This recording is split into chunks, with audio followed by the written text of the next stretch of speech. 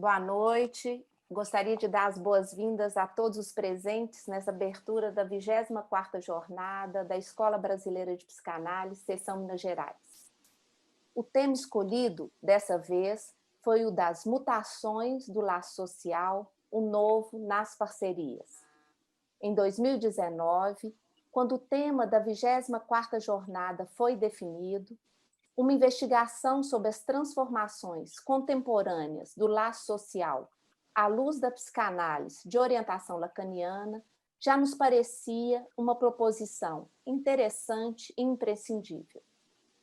Porém, neste ano de 2020, com os acontecimentos gerados pela pandemia do Covid-19, tal questão se impôs no cotidiano de cada um de nós de forma ainda mais expressiva. Dentre tais mutações, talvez a mais evidente seja a transposição de quase todas as nossas atividades sociais para o mundo virtual. Se desejamos que no futuro breve muitas dessas atividades possam voltar a acontecer presencialmente, talvez possamos dizer que a imposição do isolamento social já produziu desdobramentos que deixarão marcas na maneira da sociedade se organizar. Sem dúvida, em relação às jornadas da EBPMG, tal marca se faz presente, pois pela primeira vez em 24 anos, a jornada da Seção Minas da Escola Brasileira de Psicanálise acontecerá virtualmente. Entretanto, um desejo decidido de fazer valer a transferência de trabalho nesses tempos de pandemia fez com que novas modalidades de funcionamento fossem inventadas. Ainda no mês de julho, todos vocês puderam assistir ao lançamento da 24ª jornada da EBPMG através de um instigante vídeo criado pelo designer Conrado Almada. Desse vídeo, gostaria de destacar sua atmosfera nebulosa, onde corpos ou parte de corpos se movimentam sem nenhuma nitidez. Seguindo o filósofo contemporâneo Byung-Chul Han, vivemos hoje numa sociedade da transparência, onde as coisas se encaixam sem qualquer resistência ao curso raso e plano do capital, da comunicação e da informação.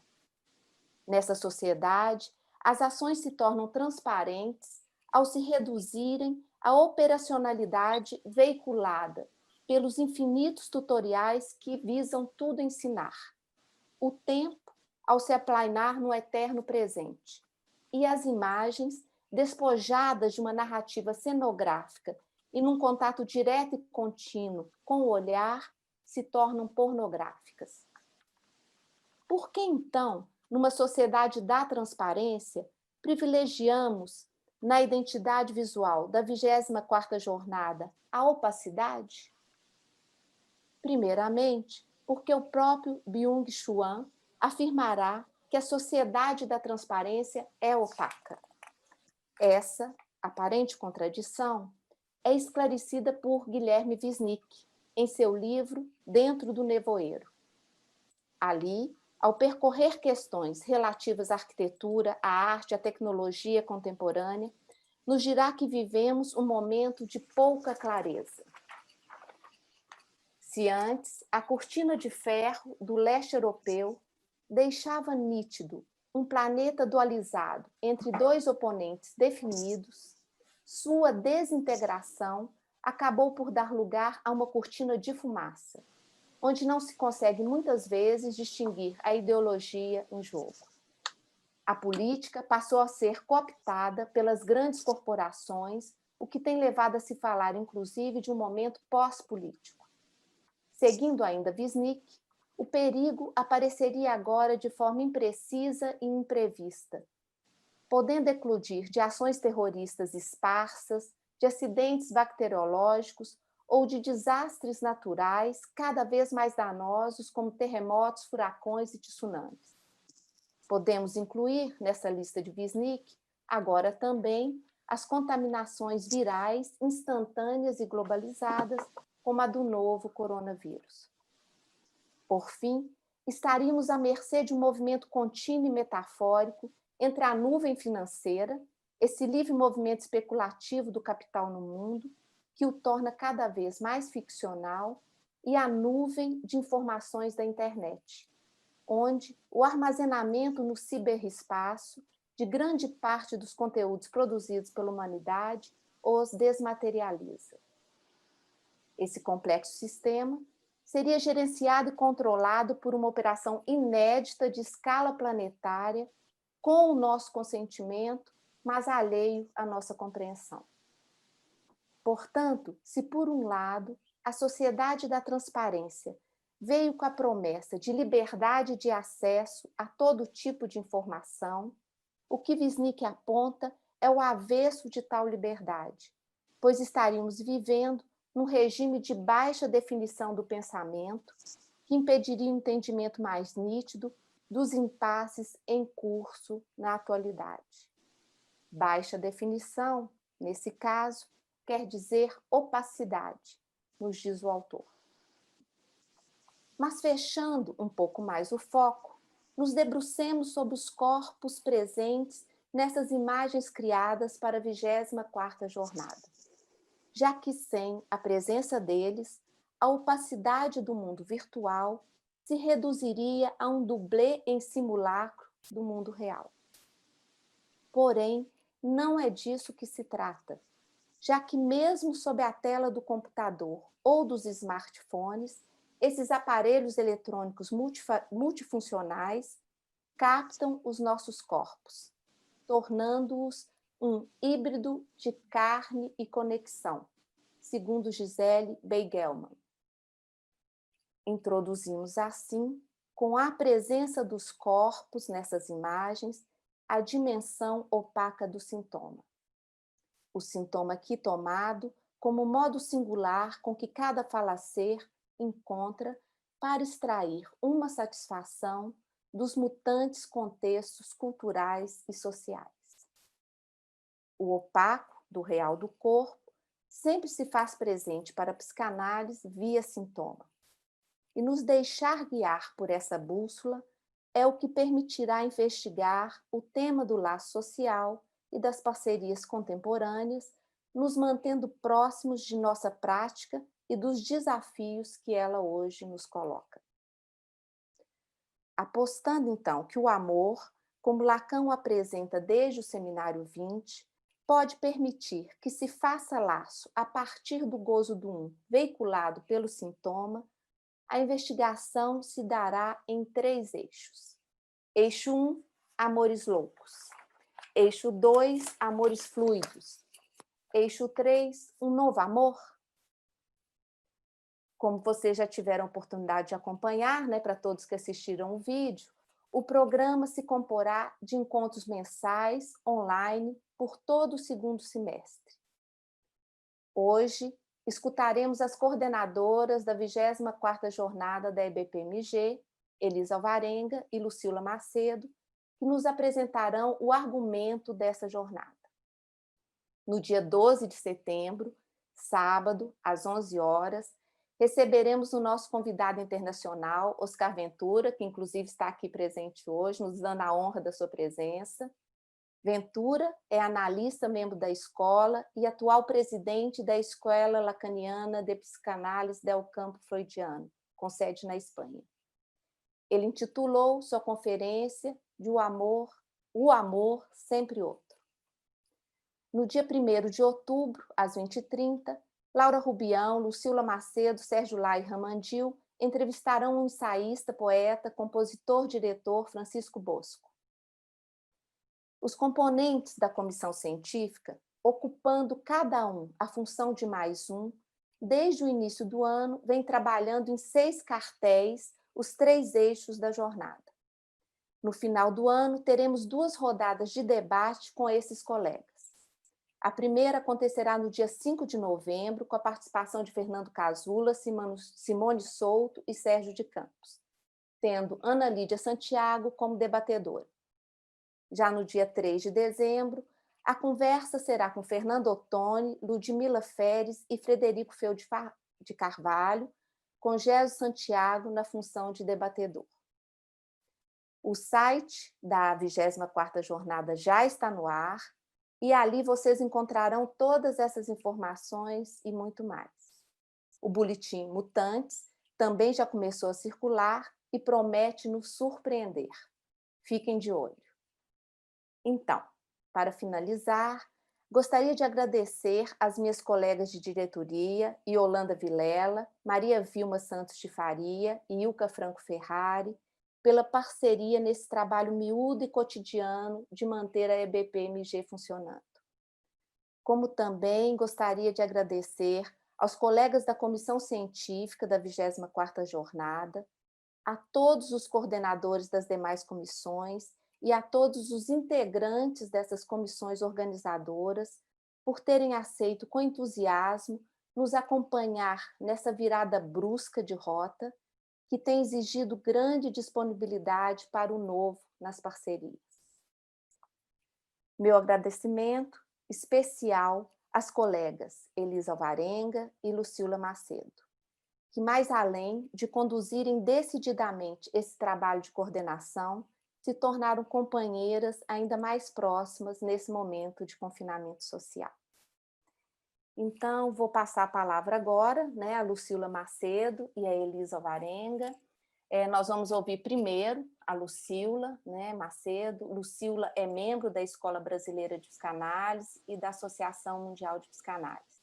Em seguida, passarei a palavra para a Elisa. Elisa é analista, membro da Escola Brasileira de Psicanálise e membro da Associação Mundial de Psicanálise. Então, vamos iniciar ouvindo Lucila. Obrigada. Obrigada, Helenice. Boa noite a todos. Eu vou começar nessa tomada de palavra esta noite com os agradecimentos. E eu vou começar também com uma pequena inconfidência. Eu tenho um gosto muito especial pelas parcerias na música, pela generosidade entre os colegas de ofício que se dão nesse campo, pela multiplicidade inventiva através das quais essas parcerias se formam, e também como elas se findam, porque ao trazer à luz uma canção, as parcerias acabam. Também por serem marcadas pela contingência. Elas acontecem quando e onde menos se espera. Eu posso dizer com um misto de alegria e gratidão que eu tenho tido a chance de experimentar isso na parceria de trabalho com Helenice de Castro e Elisa Alvarenga. Com elas o trabalho flui. E a partir de então, com cada um dos que se juntou a nós somos muitos, basta olhar lá no site, na parte dedicada à organização. Então, cada uma das pessoas que se juntou a nós, de certa maneira, também me permitiu vivenciar essa experiência, né, na feitura dessa jornada fora de série. Eu sou imensamente grata a cada uma e a cada um. Com vocês, os laços de trabalho vêm se tecendo a cada passo com uma leveza desejante, próprias parcerias musicais. Um sopro de vida em meio à atmosfera sombria desses tempos adversos que nós estamos vivendo. O título que eu dei para essa fala de hoje, eu vou abordar mais especificamente o laço social, e Elisa vai tratar mais das parcerias. O título que eu dei essa noite foi Qual laço onde não há relação? Não houve tempo ainda suficiente para a gente fazer amplas elaborações sobre o alcance dos efeitos da pandemia naquilo que concerne o lado social e as parcerias. Nós estamos no meio disso, no olho do furacão. Em nosso país, a catástrofe sanitária tem sido potencializada por um obscurantismo político, o que nos exige um esforço a mais quando se trata de pensar esse duplo apocalipse, é um termo do Nuno Ramos, a partir do discurso analítico. Como será o laço social após Covid-19? De que maneira as medidas de isolamento e de confinamento prolongado vão incidir nesses laços? Como será a clínica, com a fluidificação das fronteiras e a experiência inédita desses atendimentos online, na amplitude e na intensidade a que a gente tem, quer dizer, que a situação tem nos compelido, na verdade, não é? Nessa intensidade que a gente tem praticado.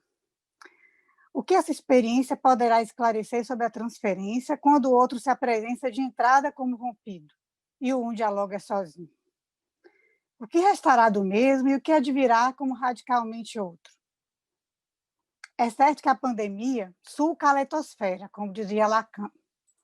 Com suas ranhuras, não seria demais imputar, entre os seus efeitos, aquele de um corte epistemológico. Quem sabe também em relação à própria prática analítica. São várias questões que nós estamos ainda por responder.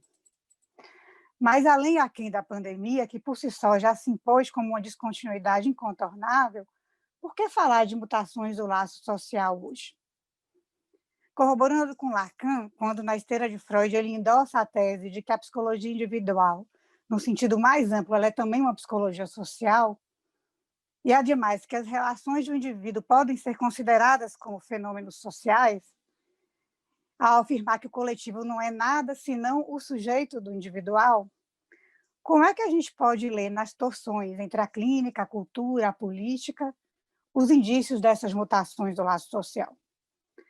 É isso que eu vou tentar trabalhar um pouquinho hoje, a partir de algumas leituras, para situar um pouco o campo.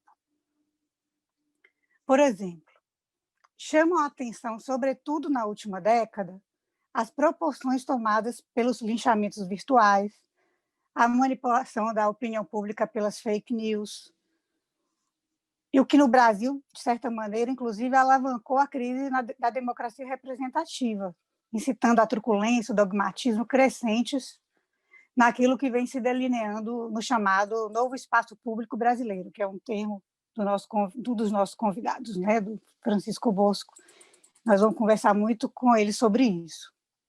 Esses fenômenos, eles não estão desarticulados, e mais que isso, eles parecem manifestações contemporâneas daquilo que Lacan aponta sob a égide de uma segregação ramificada, reforçada, que se sobrepõe em todos os graus, não fazendo senão multiplicar barreiras.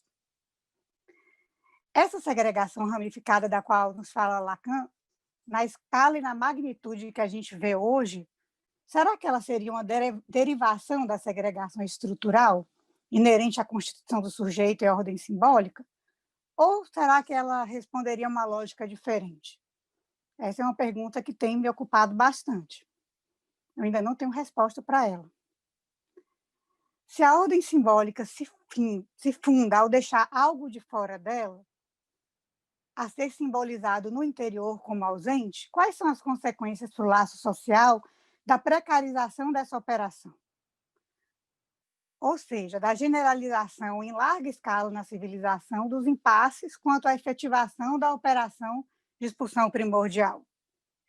Na falta dessa operação, tudo indica que seja o próprio sujeito quem é segregado como objeto de gozo. Além disso tudo, tem um outro fenômeno contemporâneo que tem assim, mobilizado muito, né, assim, as pessoas e a cultura, enfim, que é a chamada cultura do cancelamento, né? Então, o que é que essa segregação ramificada poderia nos esclarecer sobre esse fenômeno contemporâneo do cancelamento, não é? Como também da generalização do ódio, que, de alguma maneira, é o que subjaz sobre esse tipo de fenômeno.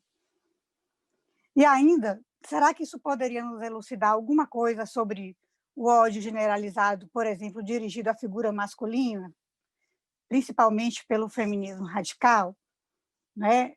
Quando ele atribui ao viril no homem, né? E, por consequência, por meio também de uma generalização a todo e qualquer homem, um fator de dominação e de violência?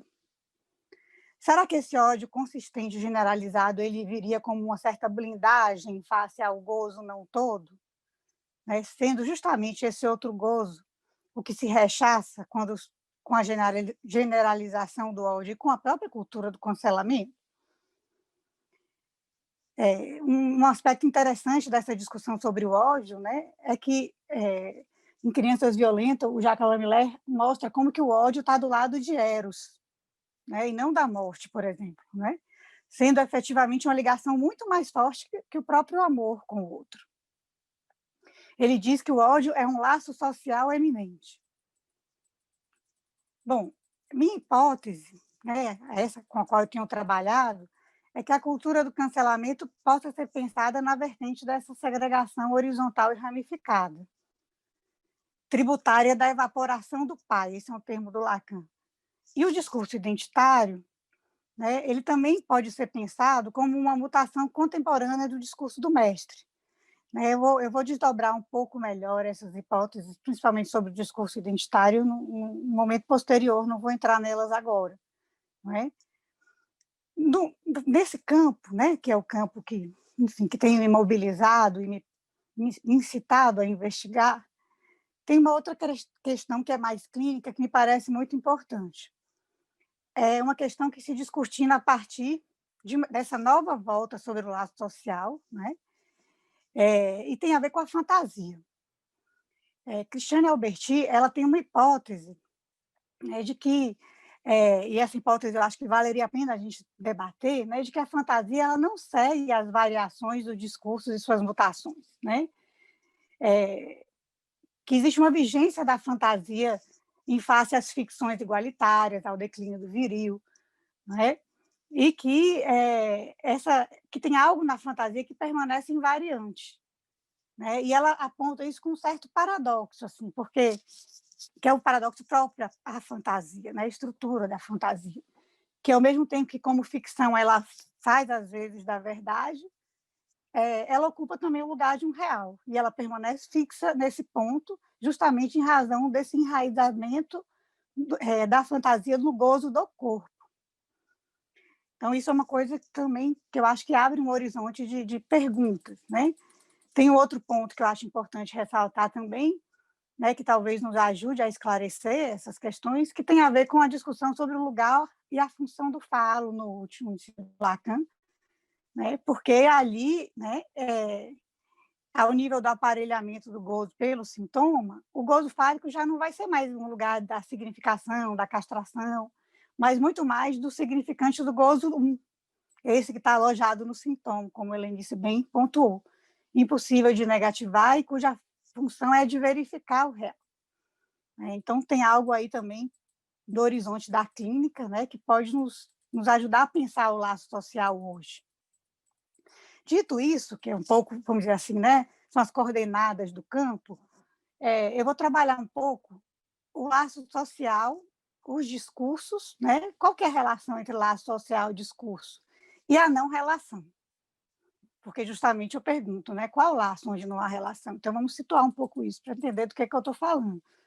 Bom, se com Freud a gente tem como fundamentos do laço social a lei, o traço de identificação ao pai da horda, depois ao líder, né, já em psicologia das massas, com Lacan propõe um novo regime de laço social, não a partir das identificações, mas a partir da fantasia e do gozo. É importante a gente observar assim, que já em Freud, mesmo nas formas mais estáveis de grupo, tem um ponto que se presentifica como uma ausência de limite, como um certo empuxo ilimitado, ou seja, a identificação não dá conta de tudo. Né? Mas o Freud não avança na teorização em relação a esse ponto. Já o Lacan, a partir de radiofonia, e depois com os seminários 16 e 17, quando ele elabora os 4 discursos, ele vai justamente tentar formalizar isso. Né? Dentro desse universo aí, desses seminários, desses escritos dessa época, né, do final dos anos 60, o Jacques Lamillet deduz o que ele nomeia, né, como gozo discursivo. Né? Nesses seminários, por exemplo, o Lacan não vai teorizar muito sobre sociedade, não. Ele vai falar do laço social. Né? Ele acha que ele defende o laço social como algo menos totalizante e mais plural do que esse conceito de sociedade. Ele vai dizer que não existe o um da sociedade, né? Mas sim a pluralidade do laço social. Com a postulação desses 4 discursos, ele preconiza a dimensão múltipla, e não apenas do campo discursivo, né? Porque tem 4 discursos, né? Da universidade, da histérica, do mestre, do analista. Depois ele faz uma derivação também para um outro discurso, que é o discurso do capitalista. Mas, então, ele, com essa postulação, né, ele vai preconizar essa dimensão múltipla também como diferentes modalidades do laço, não é? Cada discurso, ele de alguma maneira produz um tipo diferente de laço, que funciona, que tem uma lógica diferente, enfatizando principalmente a dimensão do gozo aí como primária e fundante daquilo que se concebe como laço social. Então, não são os ideais, a cultura, as crenças, mas é o gozo que ele põe aí em primeiro plano, né? Então, quando se lê o laço social a partir da teoria dos discursos, né, o Miller vai chamar muito a atenção e apontar muito esse ponto, que o laço social lido, a partir daí, ele não é igualitário, ele é dominial. O que quer dizer isso? Né? Quer dizer que quando a gente pensa o laço social em termos de identificação e de gozo, a gente tem no horizonte o assujeitamento ao significante mestre. Né? E quer dizer também que um discurso ele acaba sendo uma forma de domínio porque ele organiza o mundo, ele estabelece prioridades, lugares. Né?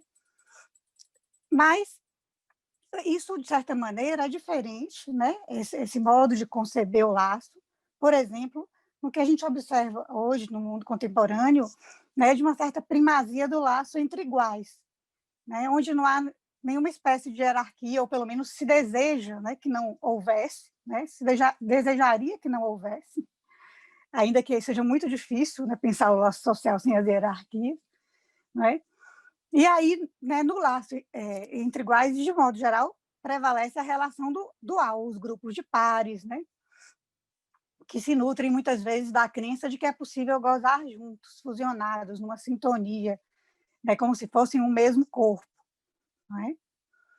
Ou então, como um corpo que faz laço com outros corpos, para além das identificações, por meio de uma experiência comum de gozo. Ao nível do simbólico, né, sempre entram as hierarquias. Esse tipo de laço, né, o simbólico, ele comparece de muito pouco, quase nada. Né?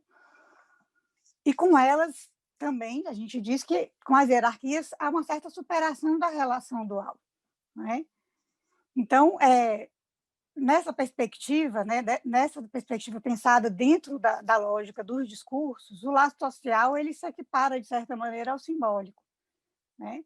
E na esteira disso, né, se pensa a democracia, por exemplo, ao nível da política, como isso é algo que o Miller aponta, né, como algo que autoriza a pluralidade do laço social, ou seja, não é o fusional no laço, né, é a pluralidade do laço. Tem uma diferença aí, né, uma nuance importante. No seminário 17, o Lacan vai colocar ênfase não nos efeitos de sentido, que essa permutação, né, dos elementos num determinado discurso ela produz, mas no significante justamente enquanto marca de gozo. Né? Ele vai dizer que o que muda com a noção de discurso é que a relação entre o significante e gozo vai ser tomada como primitiva e originária. Né? Ele vai dizer que o que se veicula na cadeia significante é, antes de mais nada, o gozo. As mutações do discurso vão ser também mudanças de regime de gozo. E aí tem algo que é muito importante, né? Que ao incluir o objeto A como um dos elementos da fórmula do discurso, nas fórmulas do discurso, Lacan insere aí a dimensão pulsional. Isso é uma inovação, isso jamais ninguém havia feito. Né? Inserido a dimensão pulsional dessa maneira, né? Dentro da lógica discursiva. Então, a repetição significante, né? Ela vai se articular com o gozo pulsional, como repetição de gozo. Né? E aí isso abre uma certa janela para a gente pensar a história da civilização, os discursos, a política, entrelaçados, não é? A história dos sintomas, as mutações de regime de gozo. Então, só que o que acontece? Esse paradigma, né, do gozo discursivo é invariavelmente condicionado pelas relações entre significante e gozo, né, o Lacan não para aí. Ele vai avançar, não é? E aí, na virada, né, no seminário 19, já um pouco, mas principalmente no seminário 20, né, ele vai, se forja, né, um outro paradigma, que é o que o Miller recorta, né, no ensino de Lacan, como o paradigma da não-relação. que até aí estava tudo se relacionando de alguma maneira, né?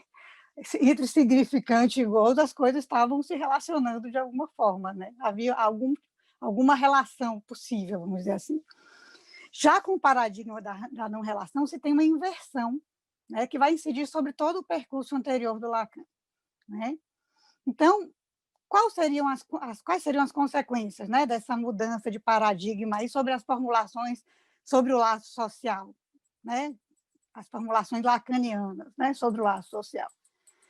Bom, com o paradigma da não-relação, a linguagem vai passar a ser considerada como um conceito derivado em relação à língua. Ela perde essa primazia.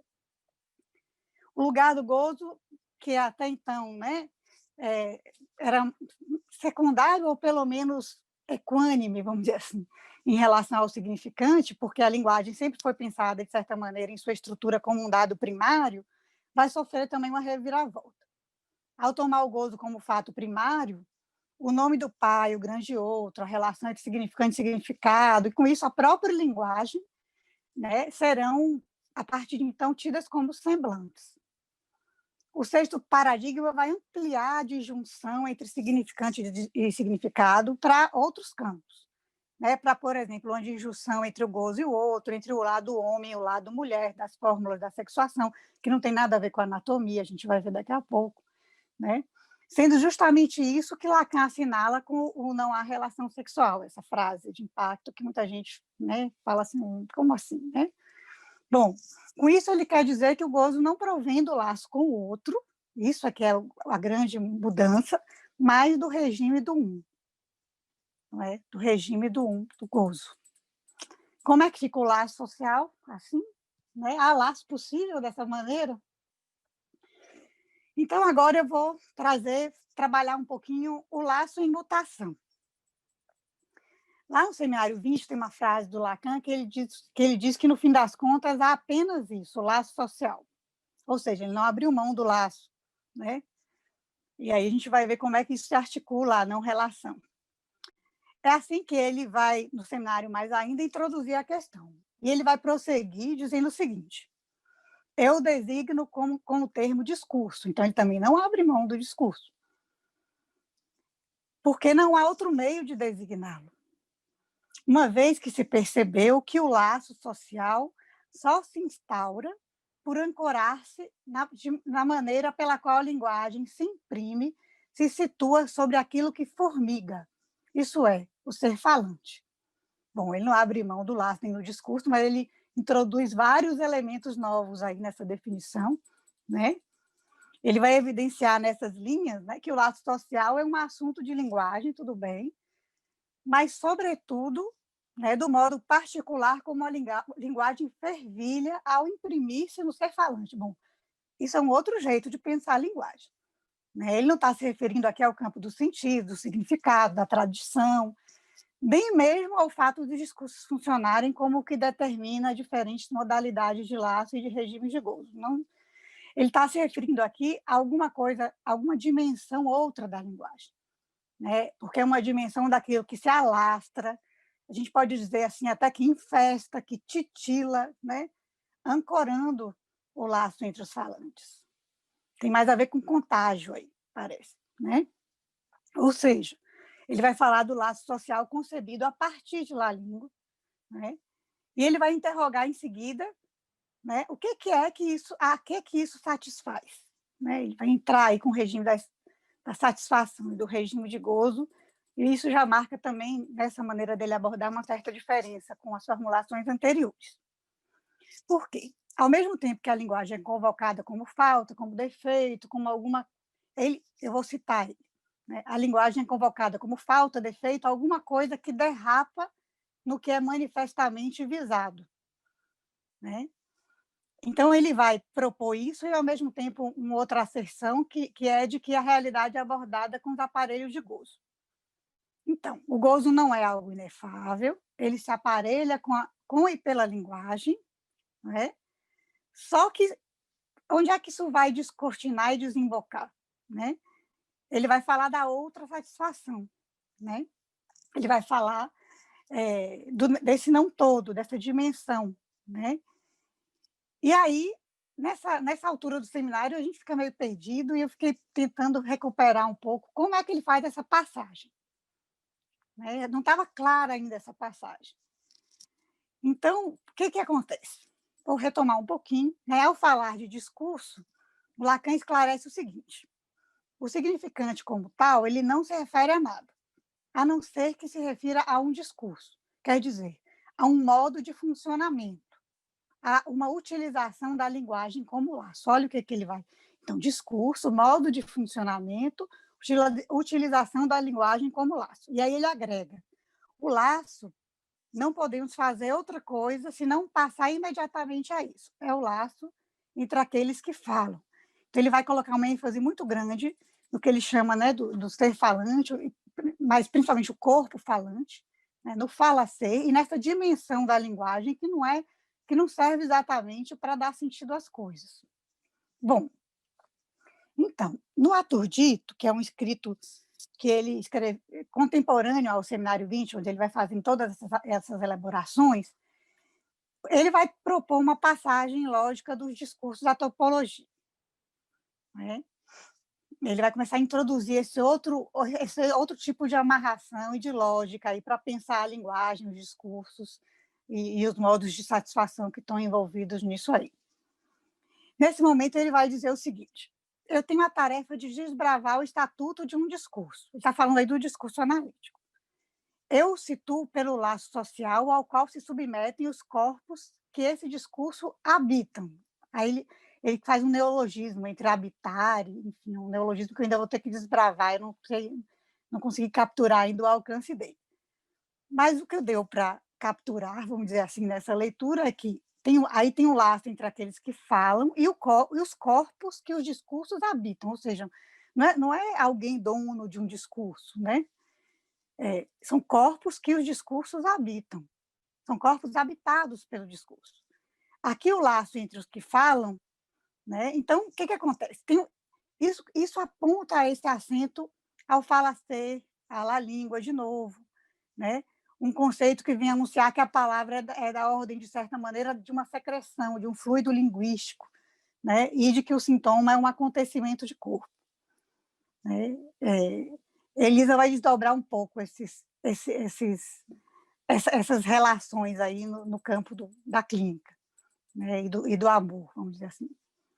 Então, o Lacan prossegue. Eu estou seguindo o Lacan, né, para a gente tentar entender um pouco a complexidade aí dessas últimas formulações dele.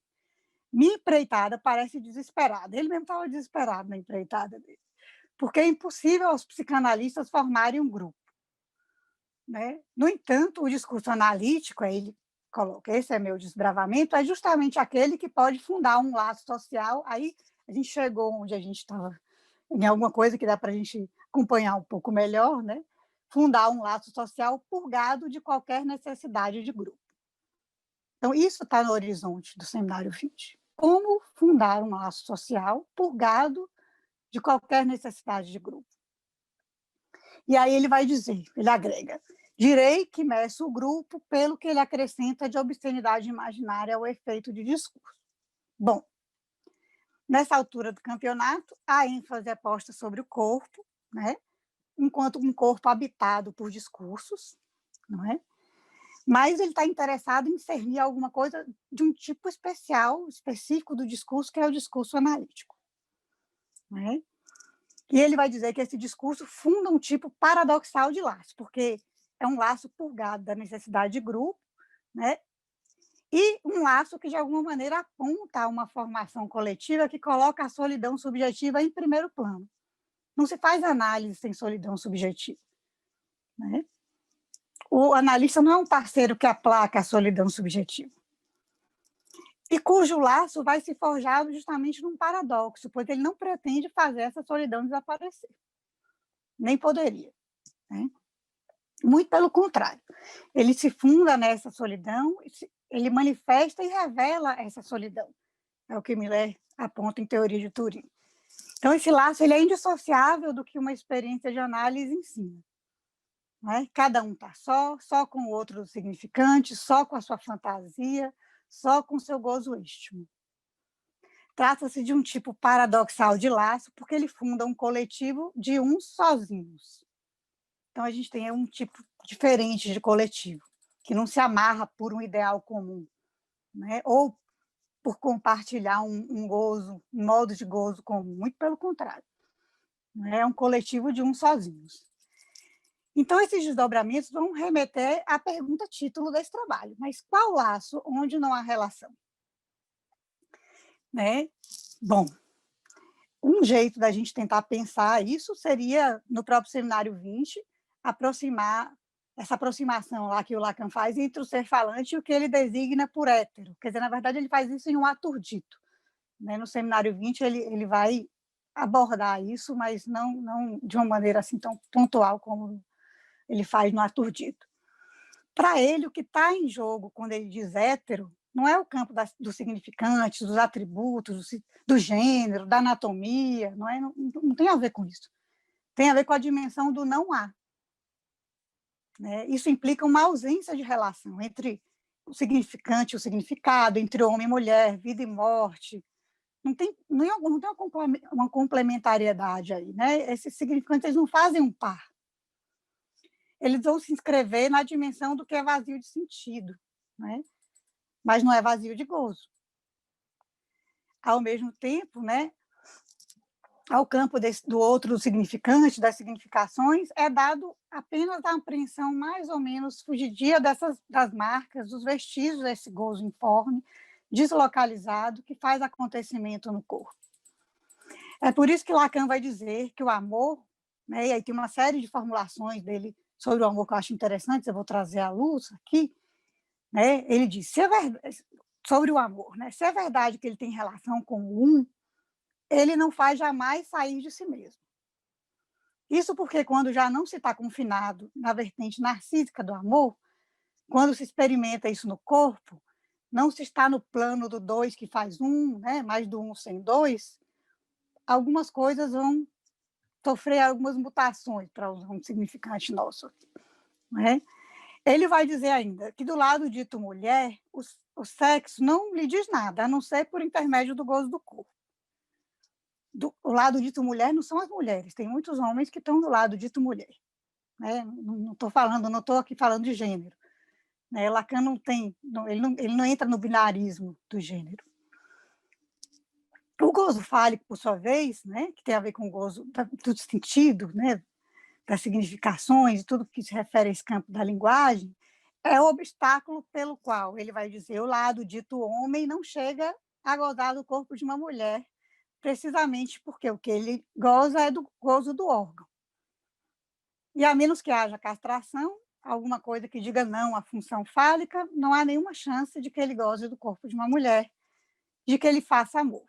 Bom, o laço, então, vai ser isso que se forja como uma suplência ao abismo da relação que não há. Né? Por aí a gente vê que tá entre dois falantes, estamos longe de ter algo que a gente poderia chamar de uma relação no sentido de complementariedade, entendimento. Né? Pois bem, então, para concluir, quando o amor acontece nessa frequência, ele faz ressoar outra coisa que não o sentido, a complementariedade, a tradição, os ideais, enfim. Né? Ele faz ressoar, desde o lugar de mais ninguém, o equívoco entre se amar e se mesmar nesse outro que não existe. Um amor sensível ao gozo não todo, deslocalizado das zonas erógenas, investidas pela fantasia, mas não o tempo todo, porque sem fantasia ninguém vive, não é? Desses que se sente, se sofre, se inunda, mas não se pode dizer, a não ser com alguma sorte, aconteça de dizê-lo poeticamente. Então, como eu ainda estou tomada pela live do Caetano, eu vou encerrar essa fala trazendo uns versos sobre o amor, do Caetano, em Este Amor. Se o mundo abrisse já, por sua vez, asas e pétalas, não é bem talvez em flor que se desvela o que esse amor? Se alguém pudesse erguer o seu Gilgal em Betania, que anjo exterminador tem como guia o deixa-amor? Por aqui, então, eu fico e passo a palavra para as colegas, para a gente continuar essa abertura. Obrigada, Lucila. Vamos ouvir agora, então, Elisa Alvarenga. Eu queria agradecer a Helenice de Castro pelo convite para coordenar essa jornada junto com Lucila Macedo, né? E agradecer a ambas por essa nova parceria A3, que, como vocês podem ver, é uma parceria com música e poesia, né? Agradeço também a todos os colegas que estão trabalhando conosco na organização dessa jornada, com entusiasmo, apesar de cada um, né, cada macaco no seu galho, trabalhando todo mundo junto. Então, a pandemia e o momento político que nós vivemos, apesar de impedirem o encontro de nossos corpos, tornaram mais agudo o nosso tema, como a Lucila já mostrou, não é?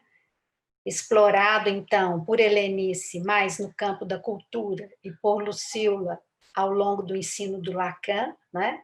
A gente viu a vertente das mutações do laço social. Hoje, ao perceber que nossos laços se transladam para o virtual a mais longo prazo, nos interrogamos sobre suas consequências. Estaríamos forçados a atender nossos pacientes à distância, seja virtualmente, por telefone, de máscaras, ao mesmo tempo que temos que conviver com os negacionistas, alinhados ou não com o vírus que governa nosso país?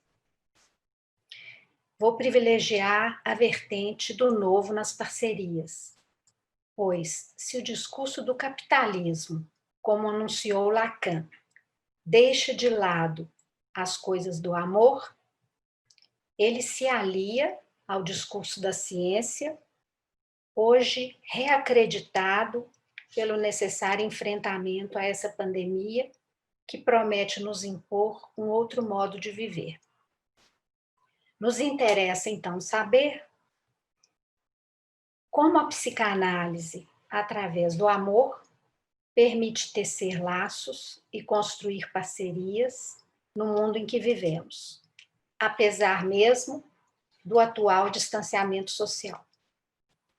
O laço, precisa Lacan, como Lucila já lembrou, é um laço entre aqueles que falam, seres vivos que somos, embora marcados pela dimensão da morte. E o discurso é um modo de funcionamento como uma utilização da linguagem como laço. Em sua conferência realizada no Brasil em 2004, Uma Fantasia, Jacques Lamillère aponta que a psicanálise tem algo a ver com a dissolução da moral civilizada tematizada por Freud, de tal maneira que a ascensão ao zênite social do objeto A aproxima o discurso analítico do discurso da civilização e torna complexa sua eficácia interpretativa sobre o discurso do inconsciente, que tem a estrutura do discurso do mestre.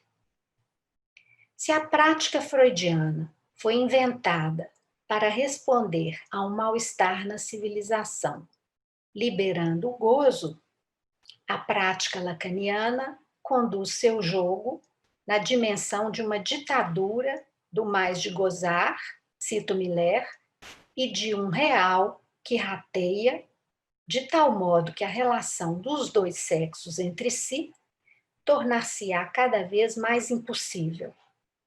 Então, o um sozinho será o standard pós-humano, diz Miller, comandado por um mais de gozar em seu aspecto mais ansiogênico. Diante desse quadro, né, anunciado por Miller em Comandatuba, no Brasil, né, em 2004, a pergunta que nossa jornada formula é: o que há de novo nas parcerias, considerando as mutações do laço social que deram lugar à psicanálise e foram catalisadas pelo discurso analítico. Como a psicanálise favorece e trata o novo nas parcerias. Então, as parcerias e suas mutações. Lacan, em 1975, em uma conferência nos Estados Unidos, afirma que foi estudar medicina porque suspeitava que as relações entre homem e mulher tinham um papel determinante nos sintomas dos seres humanos. Cito Lacan. Isso me empurrou progressivamente em direção àqueles que não foram bem-sucedidos, pois pode-se dizer que a psicose é uma espécie de falência no que concerne à realização do que é chamado amor. Fim de citação.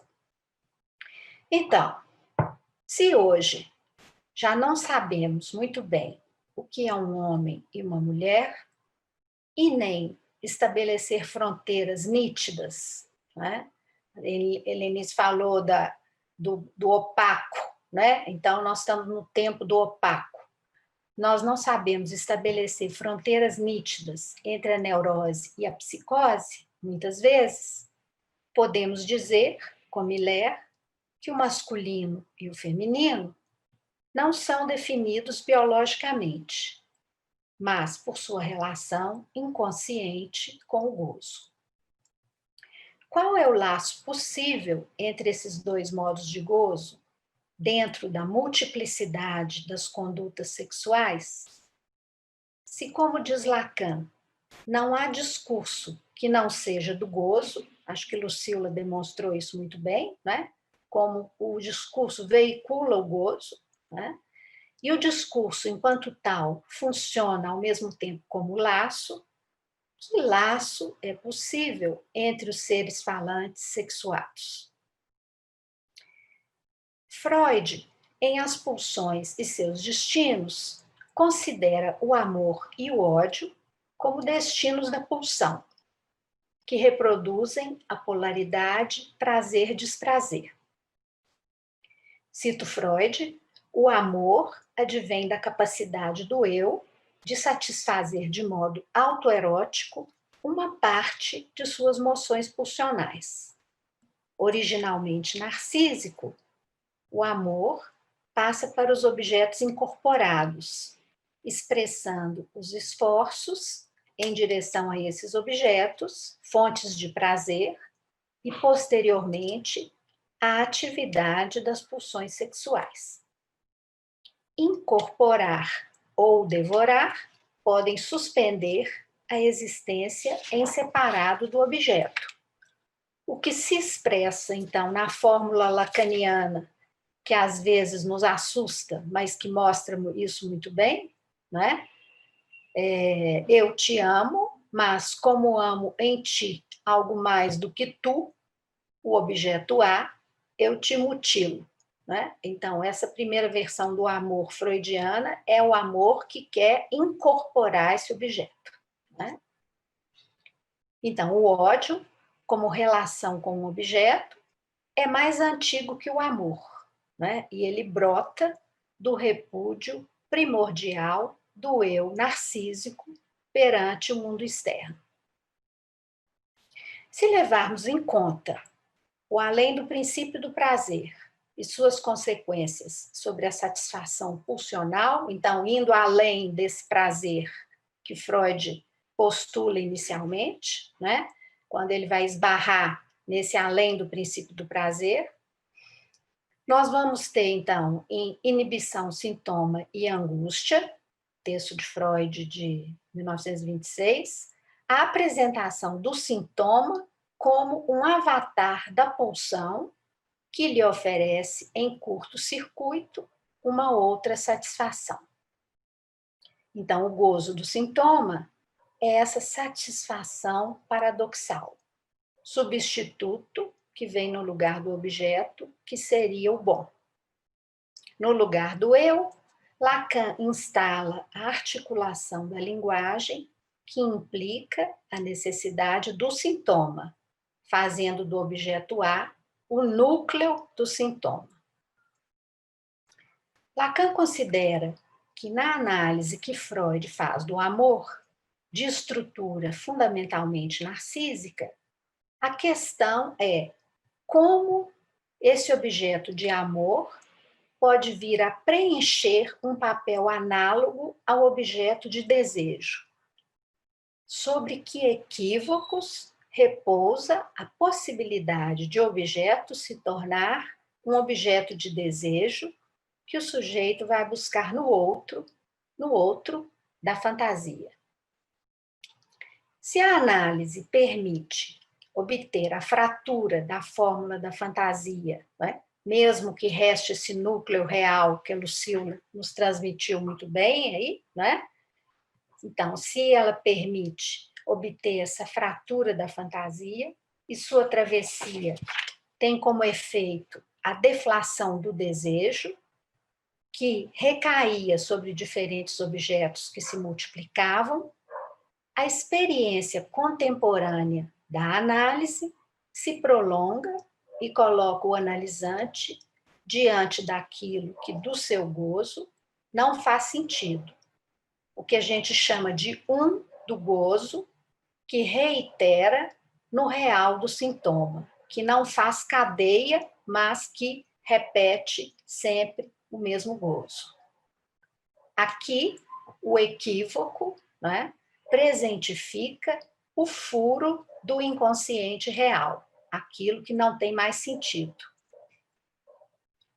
Então, parcerias sintomáticas, né, já que a gente chegou aí no sintoma como núcleo aí, né, as parcerias, então, sintomáticas na época do falacer. Por mais que essa relação entre o significante e o gozo tenha sido pensada por Lacan desde o início do seu ensino, através de parcerias imaginárias, simbólicas, fantasmáticas e sintomáticas, o que anima e torna necessário o discurso é a ausência de relação entre os seres sexuados. Né? Não há uma fórmula para estabelecer essa relação.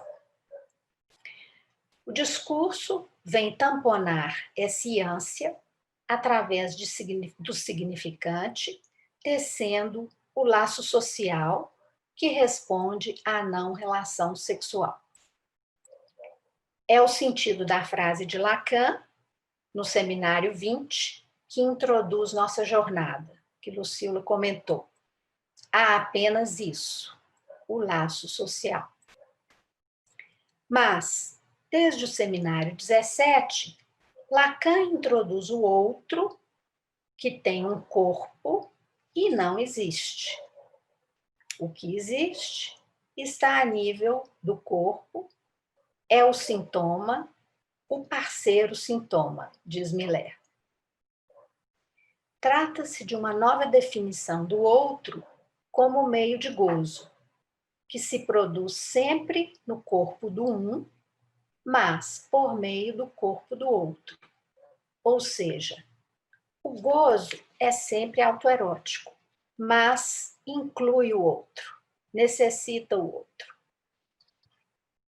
No Seminário 20, distribuindo os modos de gozo do lado masculino, fálico e feminino, não todo, Lacan dá uma forma lógica aos modos fetichista e erotômano do amor. Já no Seminário 23, ele diz que a mulher é um sintoma para todo homem e este é para ela uma devastação, uma aflição pior que um sintoma, né? Uma frase que todo mundo conhece. Já que a demanda feminina de amor ao outro que não existe retorna como devastação. No entanto, no seu ultimíssimo ensino, Lacan vislumbrou, através do gozo feminino, ilimitado, indizível, né? Até o tema do nosso encontro brasileiro, né? Lacan vislumbrou o regime do gozo como tal, reduzido ao acontecimento de corpo. O gozo mudo da sexualidade feminina foi, então, estendido também ao homem. O que nós podemos testemunhar, né, que nós podemos ver hoje, na devastação amorosa de vários homens na contemporaneidade, né? Então, a devastação não é privilégio das mulheres, né? A gente tem visto a devastação muito presente também nos homens, né? Então, se na fantasia o parceiro pode encarnar-se no objeto A ou no outro do amor, ao final, Lacan destaca o que chamou de sintoma, com TH, a partir dos restos sintomáticos de Freud. Mas o sintoma está lá para cada ser falante desde o início e tem a ver com a maneira como o significante traumatizou seu corpo. Algo desse sintoma permanecerá como um modo de funcionamento do fala-ser, que esse sintoma inclui esse resto da fantasia, né? Esse resto real da fantasia, né? A fórmula desse sintoma com TH inclui esse resto da fantasia, né? Então, algo desse sintoma permanecerá como um modo de funcionamento, ao mesmo tempo reta, infinita, né? Algo que não cessa, né? E rodinha de barbante, no sentido de que ele perfura o corpo e amarra os demais registros. Então, esse sintoma, ao mesmo tempo que ele fura o corpo, ele faz essa função de amarração. O significante novo, promovido por Lacan em seu último ensino, é um novo uso do significante com valor de sintoma, né? Sintoma com TH. Então, podemos dizer que um sintoma não desaparece nem é atravessado, mas se torna infamiliar, né? Esse estranho familiar.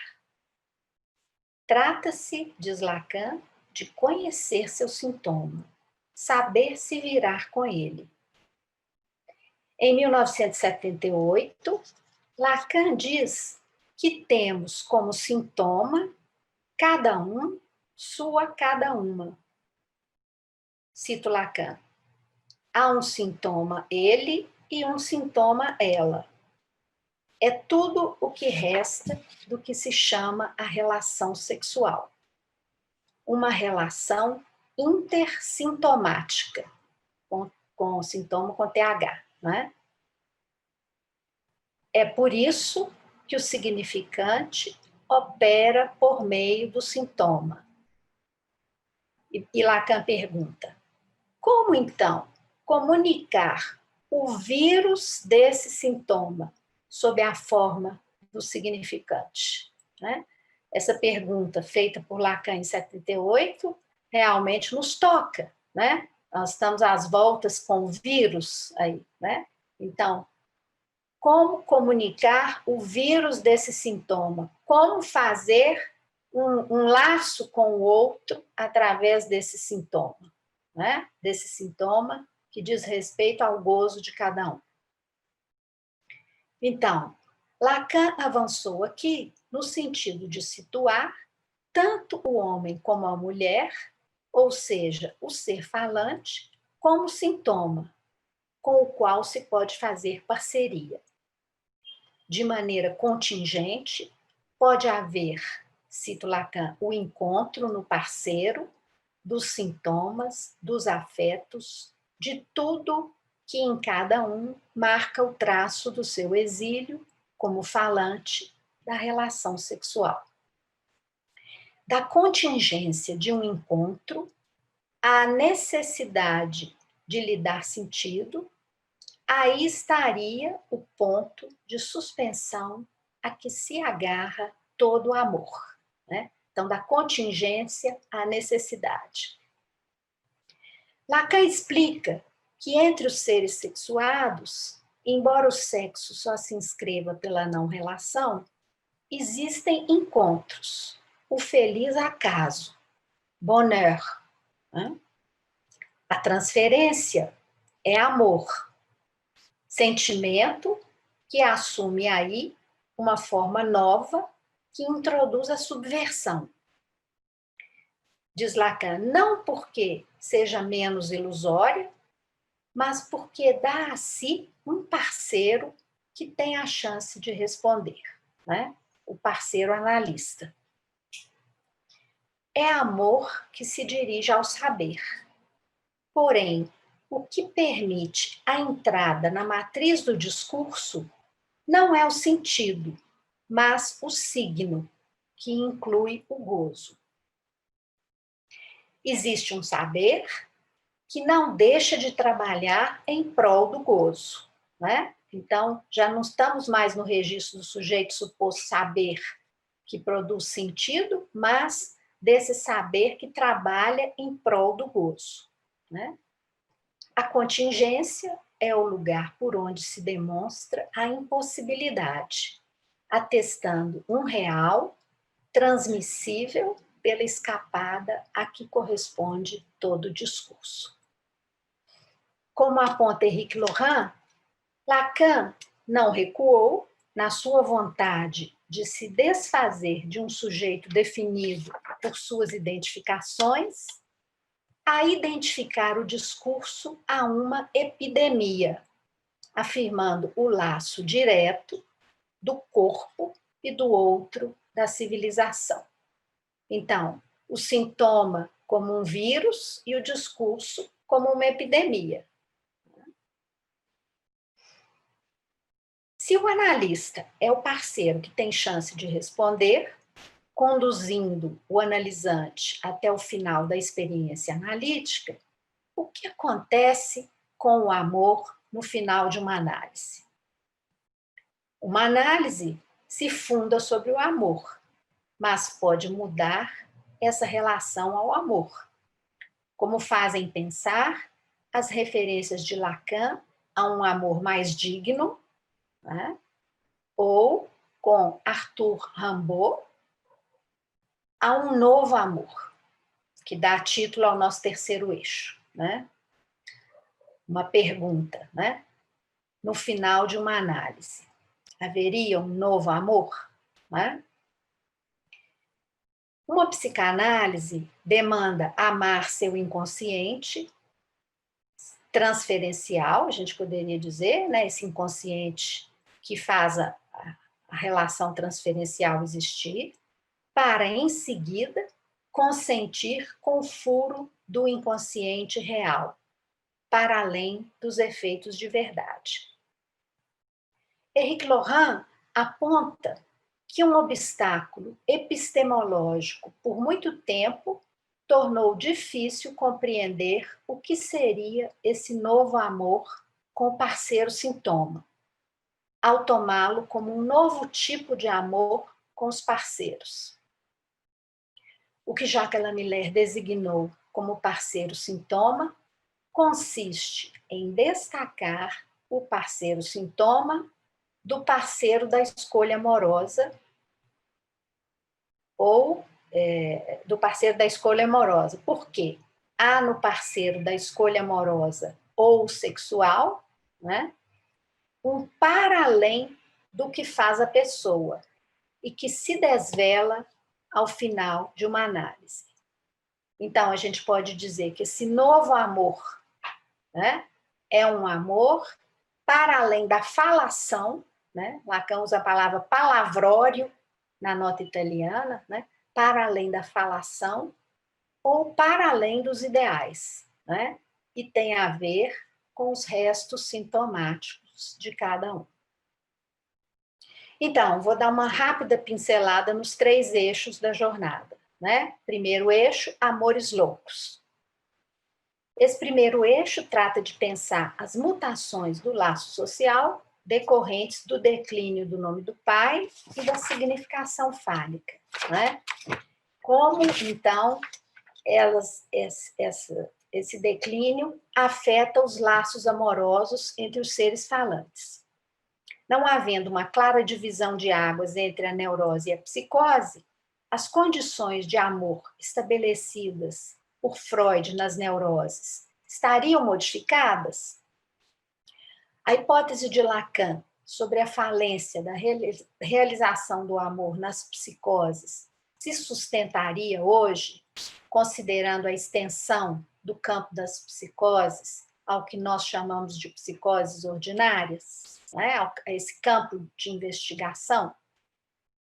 Se Lacan pôde dizer que o amor era possível na psicose, mas que ele seria um amor morto, esse caráter mortífero ou mortificado estaria ligado ao fato de que o sujeito só ama a si mesmo, né? Como dizia Freud, ou um ideal que substitui o parceiro? Ou o sujeito psicótico amaria um outro, tão outro, que ele não pode ser encarnado em um ser vivo? Se tomamos o paradigma freudiano e lacaniano das psicoses, Schreber e Aimé, é possível encontrar formas tão puras da erotomania herdada de Clérambault nos casos de psicose que frequentam a psicanálise hoje? Como diferenciar a erotomania como forma de amar feminina da erotomania clássica e do tipo de amor erotomaníaco que podemos encontrar na neurose obsessiva, destacado por Lacan no Seminário 10? Como se desenvolve a transferência nas psicoses e qual o seu tratamento, se aquele que sabe na análise é o analisante, seguido pelo outro rompido, como propõe Lacan no Seminário 24?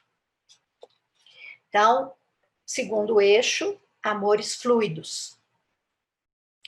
Um outro efeito das mutações do laço social evocadas no primeiro eixo é o borramento das diferenças sexuais e a multiplicidade das identidades e escolhas sexuais. Os sujeitos podem não saber ou não se fixar a uma preferência sexual. Assim, temos aqueles que, depois de anos de vida ao lado de um parceiro, descobrem sua preferência por um parceiro de outro sexo. As mudanças de identidade sexual e a escolha do próprio sexo, independente do sexo biológico, se tornaram correntes e sustentadas juridicamente. Nessa conjuntura, perguntamos: os laços entre os parceiros, reconhecidos ou não pela lei, seriam mais fluidos? Que lugar tem o desejo e o amor nessas parcerias sustentadas por um modo de gozo? Os amores fluidos podem também ser pensados à luz das mutações do laço social provocadas pelas novas tecnologias da comunicação e pelos aplicativos de encontro, que substituem ou multiplicam os sites de relacionamento. Seriam as práticas de sexo virtual correlativas de um distanciamento do parceiro do amor? O que a pandemia do novo coronavírus e o confinamento que ela impôs produzem nas relações amorosas? Aquilo que Zygmunt Bauman descreveu como o amor líquido estaria ligado a um livre curso dado às exigências pulsionais ou à proliferação das fantasias?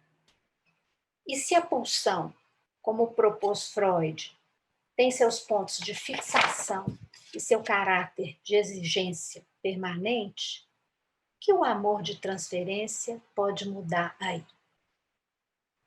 Finalmente, terceiro eixo, um novo amor. Uma pergunta: Nesse terceiro eixo, nos interrogamos sobre as mutações do laço transferencial produzidas pelas mutações do laço social e sobre as mudanças proporcionadas pelo laço, que constitui uma experiência de análise sobre os laços do falacer. Pois se podemos falar do que fala sozinho para seu próprio gozo, mais do que para se comunicar, a psicanálise continua sendo praticada a dois. E na orientação que é a nossa, esperamos que continue a ser praticada em presença dos dois corpos, do analisante e do analista. Podemos nos interrogar sobre os efeitos e possibilidades da nossa prática virtual, de forma mais pontual, onde há efeitos contingentes e até surpreendentes. Mas nos interessa saber o que há de novo no laço transferencial. Miller, inspirado pelo adjetivo promovido por Bauman, fala da volatilização dos limites e fronteiras inerentes à época da globalização. No interior da prática analítica, podemos pensar a fluidez, a partir do último ensino de Lacan e da clínica dos nós, como fluidez de la língua, como Lucila já discorreu, né, um pouco sobre isso, estado líquido da palavra, para além ou aquém das estruturas. Então, na época do declínio do sujeito suposto saber, o inconsciente pode ser pensado do lado do analisante como um saber fazer com a língua, que produz acontecimentos de corpo, que são acontecimentos de gozo. Como conceber aí a transferência, a presença do analista e a interpretação entre verdade e acontecimento? Como a psicanálise líquida, né, no sintagma de Miller, pode conduzir o falacer à contingência de um novo amor? O poema de Rimbaud, para finalizar, Por uma Razão, nos aponta ressonâncias, né, raison e raison, né, equivoca com ressonância, caminhos, encontros e mudanças. Esperamos as contribuições dos membros da comissão científica e dos cartéis, a partir das questões colocadas por cada um desses três eixos. Está dada, então, a partida. Obrigada, Elisa. Então, acho que agora a gente vai poder conversar, né, a partir dos argumentos apresentados pela Lucila e Elisa. Acho que elas já trazem várias questões que a gente pode retomar aqui no debate. Vocês já podem ir pensando aí no que vocês gostariam de retomar, comentar ou perguntar. Vamos recolher perguntas tanto do chat do YouTube, quanto também os colegas que estão aqui na sala do Zoom, se quiserem se pronunciar, é só levantar a mão, né, ali no item participantes, tá bom? Enquanto vocês vão pensando, eu gostaria de, para dar início aí a essa conversa, já introduzir uma pergunta para a Lucila e uma para a Elisa. Para a Lucila, então, eu pediria que ela pudesse nos falar um pouco mais sobre essa questão da segregação ramificada, né? Em sua distinção da segregação estrutural. Me pareceu bastante interessante isso que ela pinça lá em Lacan. E se poderíamos dizer que se há uma prevalência da segregação ramificada na forma de se fazer laço social hoje, por outro lado, na experiência analítica, né, por ser uma experiência da palavra, né, se essa experiência analítica, então, não convoca o sujeito a ter de se haver com a segregação estrutural. Como a própria Lucila nos disse, né, essa segregação que é inerente à constituição do sujeito e à ordem simbólica. Então, um pouco que ela retomasse para a gente essas duas segregações. Para a Elisa, perguntaria, então, se os amores loucos, se o tomamos pela vertente da erotomania, seja na psicose, né, seja como a forma de amar feminina, seria uma tentativa de dar solidez ao amor. Já por outro lado, os amores fluidos, né, descritos aí por Elisa como essa multiplicidade atual das identidades e das escolhas sexuais, seria uma tentativa de liquefazer o amor.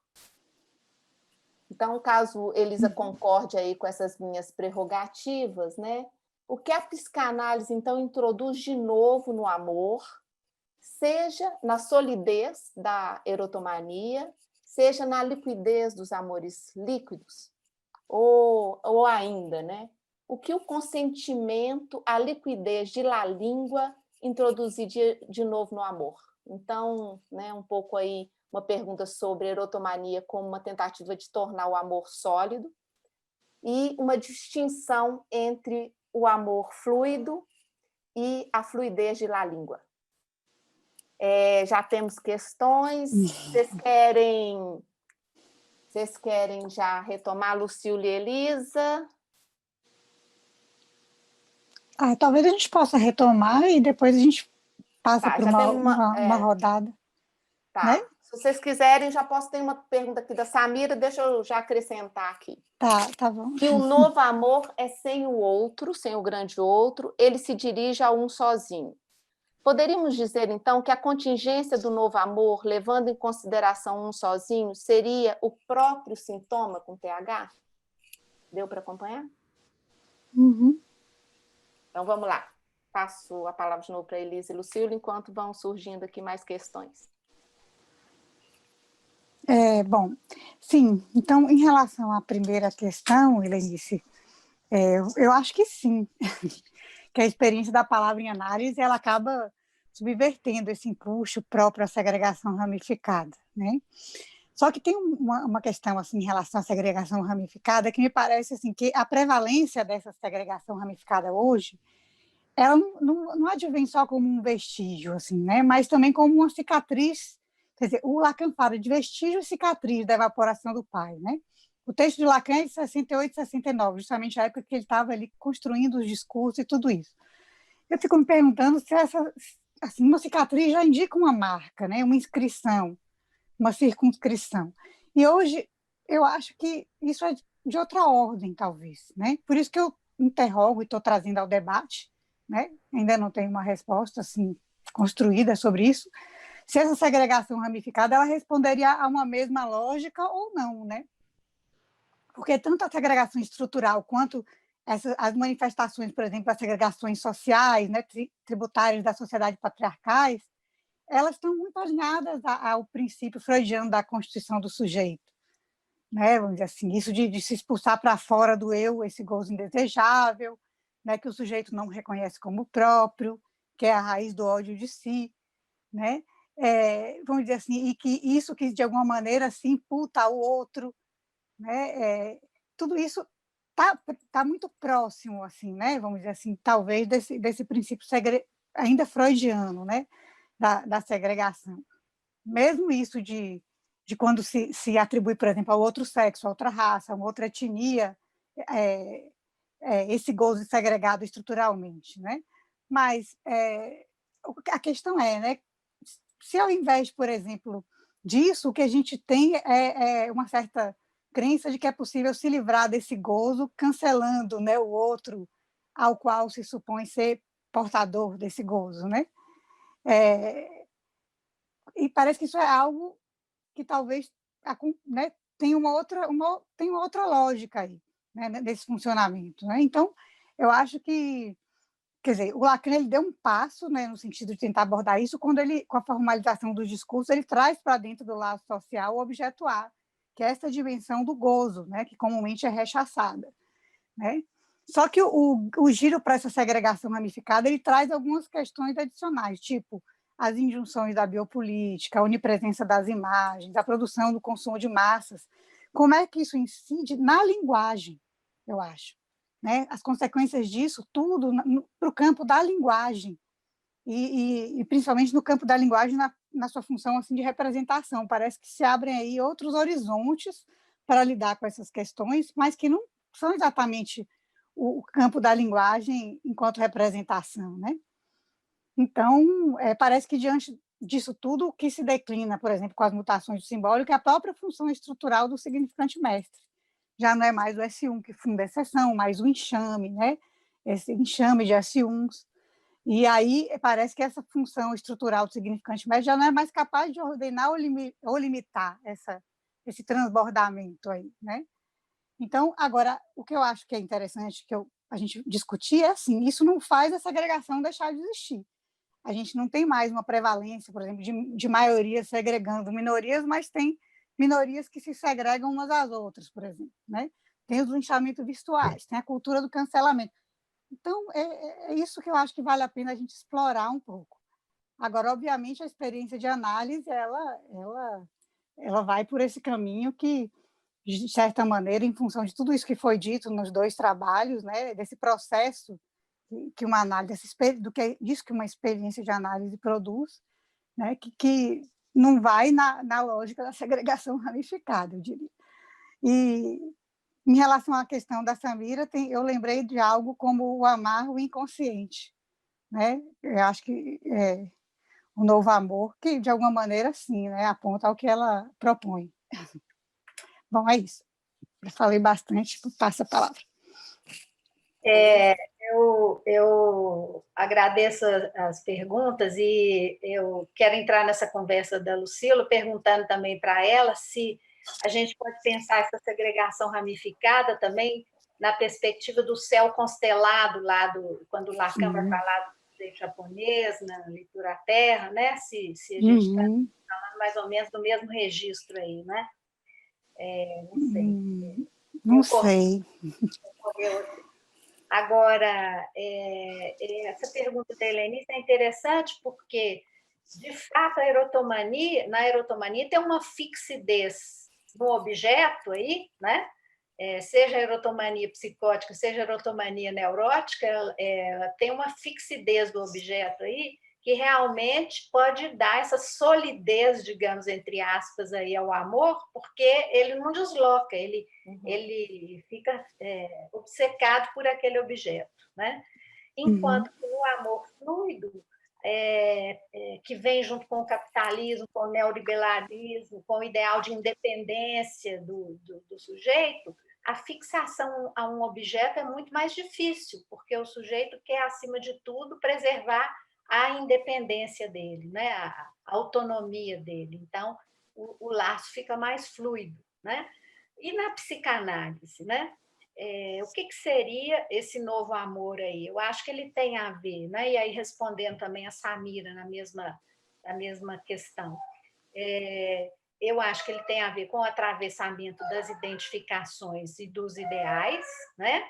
E quando Lacan, na nota italiana, vai falar do amor mais digno, ele vai fazer uma referência ao Sicut Palear do São Tomás, né? Então, ele vai justamente dizer que no novo amor se trata não de um amor que passa pelos ideais, mas que passa pelos restos, né? E então me parece que não é o amor intersintomático, não é o amor do no sentido dele ficar só no si mesmo, né? Mas, de alguma forma, ele consentir também com os restos no parceiro também, né? Os restos sintomáticos próprios e os restos no parceiro, quer dizer, uma desidealização também do parceiro, né? É isso. Miguel Antunes tem uma questão que foi colocada no chat. Você lê para a gente, Miguel? Acho que é da Márcia Rosa, não é isso?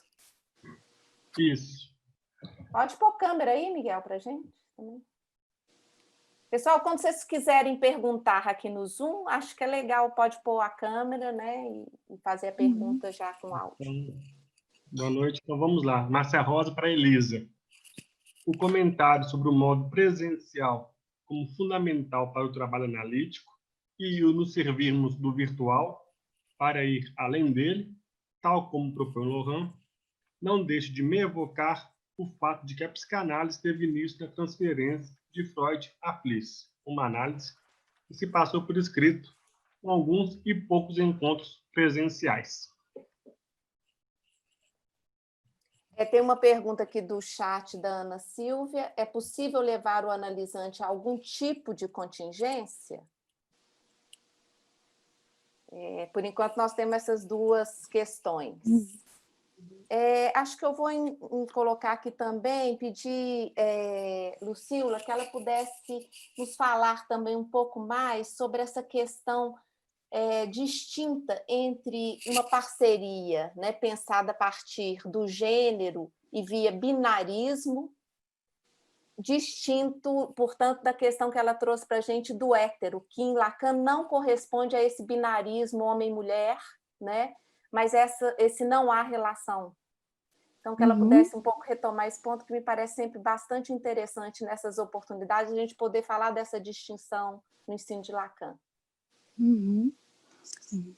Bom, eu acho que eu vou começar com a questão que a Elisa coloca,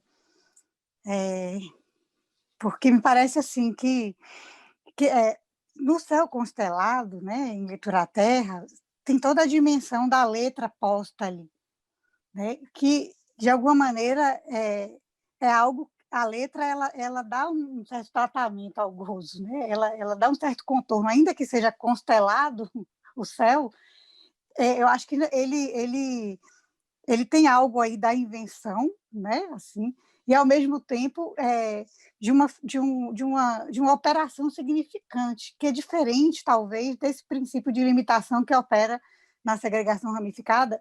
Eu, em algum outro momento, eu trabalhei um pouco a segregação ramificada como uma segregação sem outro, né, mas onde, vamos dizer assim, aquilo que reverbera, né, e que se infinitiza, tem a ver muito mais com a relação à linha, né, com o espelho, com aquilo que de alguma maneira fica ali meio sem lugar em função dessa precariedade digamos assim, dessa operação primordial da Tolson, né? Então, eu acho que são coisas que talvez estejam em campos assim distintos, assim. Com relação a questão se o analista pode levar o analisante à contingência, eu acho que a interpretação é isso. Quer dizer, se a interpretação acontece, ela de certa maneira, ela sempre ela introduz essa dimensão, né? Talvez uma análise seja isso algumas vezes, vamos dizer assim. E sobre essa questão que você coloca, Helenice, do héteros, né?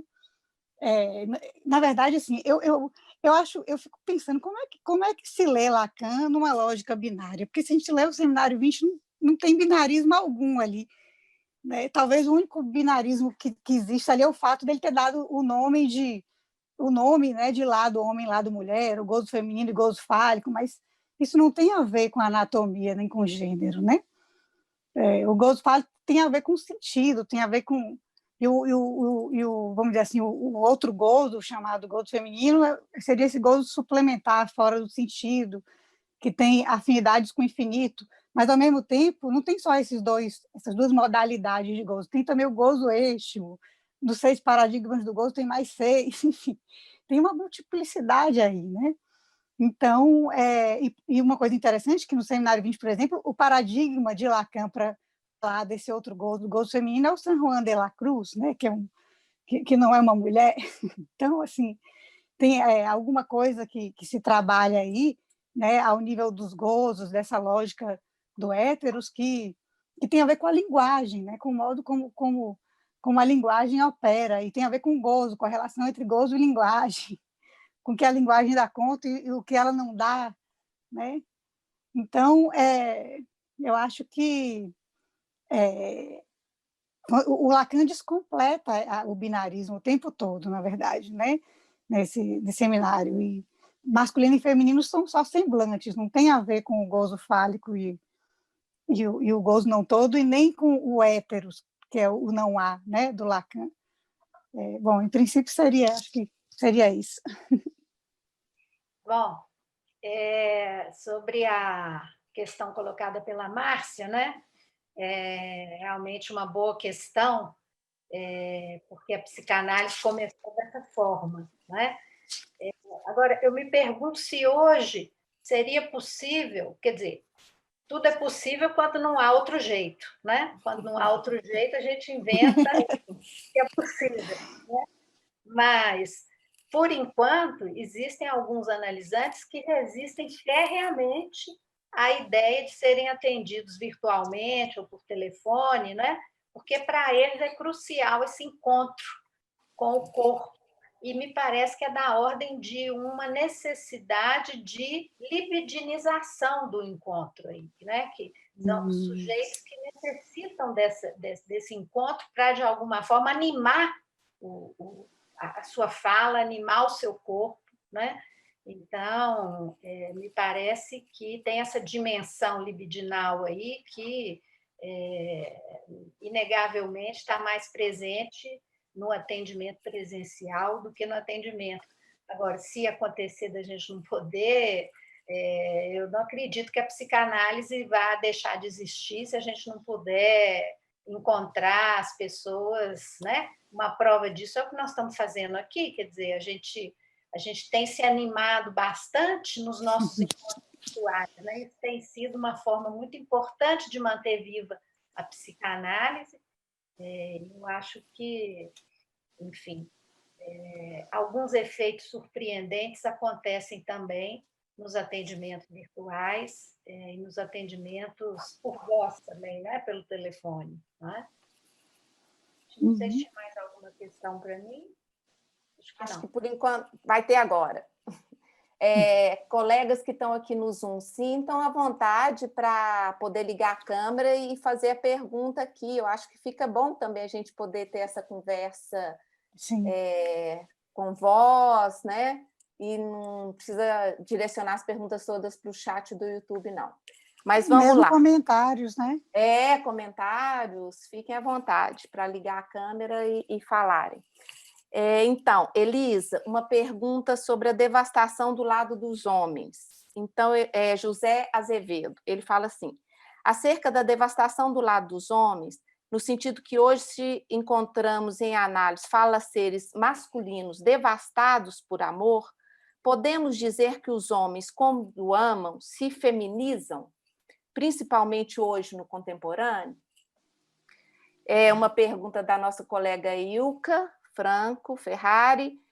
Podemos dizer que líquido é o sexo e não o amor? Para vocês duas, para todos nós aqui, também quem quiser participar.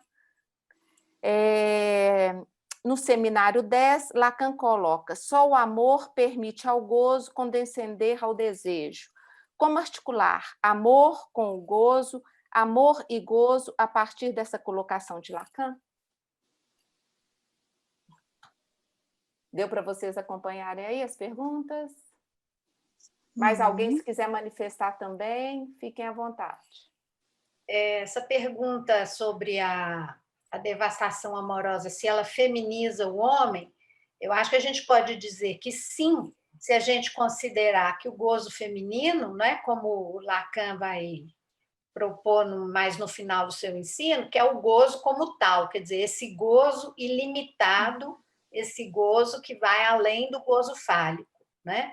Então, nesse sentido, na devastação amorosa, há uma feminização do homem, né? Uma feminização nesse sentido aí de passar para o lado do gozo ilimitado, desse gozo não todo fálico, né?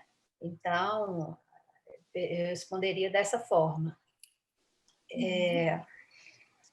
Na questão da Ilka, né? Se a liquidez é do sexo e não do amor, acho interessante a gente pensar dessa forma, né? Na medida em que poderia haver aí uma metonímia aí do desejo, né? Então, a liquidez estaria mais ligada ao desejo aí, que é metonímico, né? Mas a gente pode ter também, se a gente for pensar numa tema da neurose obsessiva, né? Onde o sujeito vai falicizando os objetos em série, né? Objetos de amor em série, a gente pode pensar também que pode haver também uma liquidez aí nessa multiplicação dos objetos de amor, que pode acontecer também aí, um exemplo na neurose obsessiva, né? Pode haver uma fixação a um objeto só, mas pode haver também uma metonímia aí de objetos, né? Então, acho que é uma questão muito interessante para a gente pensar as relações amorosas na contemporaneidade, né? E, finalmente, a terceira questão, não sei se a Lucila quer responder, essa do gozo e do amor. Eu acho que eu vou percorrer um pouquinho, assim. Sobre o gozo, o amor e o desejo, eu estou pensando ainda. Se você já tiver alguma coisa em mente, pode ficar à vontade. Bom, mas interessante sobre essa questão da feminização, né, da devastação masculina, uma coisa que eu acho que vale a pena a gente pensar também é se o declínio do viril, né, no mundo contemporâneo, se ele produz assim, alguma modificação em relação a isso, né? Se tem alguma incidência também assim do declínio do viril em relação a essas manifestações, assim, né, dos homens devastados assim pelo amor, né? Tem a questão estrutural, essa que você aponta, né, Elisa? Mas eu fico também pensando em relação assim, ao momento, né? Assim, aos tempos em que nós vivemos, assim, o que a gente pode apontar em relação a isso, e mesmo se haveria uma certa abertura assim, do homem em relação a esse gozo não todo, né? Não que seja talvez uma abertura escolhida, elegida, né, deliberadamente, mas como algo que está posto aí no horizonte da época e que tem incidência sobre os sujeitos, né? E em relação à pergunta da Ilka, é uma pergunta interessante, assim, porque talvez a gente possa, talvez quando a gente fala do líquido, né, isso, a gente ficou discutindo isso muito nos cartéis, né, isso ficou como um certo enigma, assim, o que é esse negócio de amor líquido, né, que liquidez que é essa? Talvez tem uma diferença em pensar a liquidez no número e na forma, vamos dizer assim, né? Quer dizer, se a gente a liquidez não teria exatamente a ver com o número de parceiros, né? A multiplicidade dos parceiros, enfim, mas muito mais talvez, né? No modo na relação, vamos dizer, do amor pensado mais na vertente da língua mesmo, assim, né? E onde está, obviamente, assim, eu acho interessante pensar assim, né? A liquidez no sexo e não no amor. Mas se a gente pensar nessa dimensão da liquidez lá que está posta pelo Miller na psicanálise líquida, né? No modo como ele vai articulando isso aos fenômenos de gozo, ao acontecimento de corpo, né? A essa dimensão assim que está mais atrelada ao Santon. Então, me parece que a gente pode atribuir a liquidez ao amor também, né? Assim, a esse novo amor, digamos assim, né? Como mais tocado por uma liquidez do que por uma rigidez, não sei. Enfim, o que eu estou pensando aqui agora. Laura Rubião... sim, desculpa, Lucila. Não, só o amor, é porque eu fiquei pensando, só o amor faz o gozo condescender ao desejo. É uma frase de Lacan interessante. Me parece que o gozo sem talvez a gente possa pensar nessa questão assim, fazendo uma pergunta ao contrário, né? O que seria o gozo sem o amor? Né?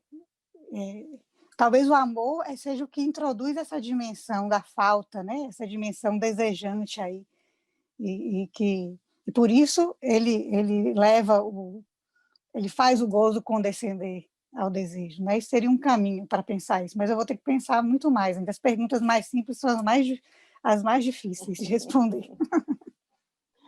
Sim. Laura Rubião. Miguel, você pode ligar a câmera de Laura, fazendo favor?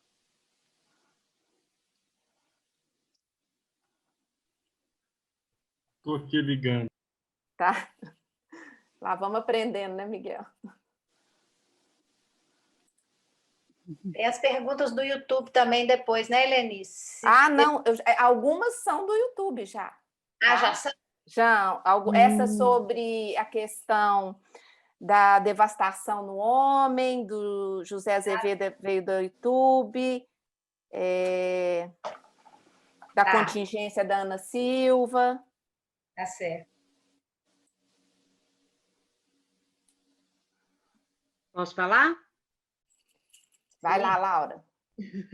Então, não, só queria que a Lucila comentasse um pouquinho, que ela usou uma expressão que eu achei interessante, que esses discursos hoje identitários, que eles promovem uma blindagem ao não todo.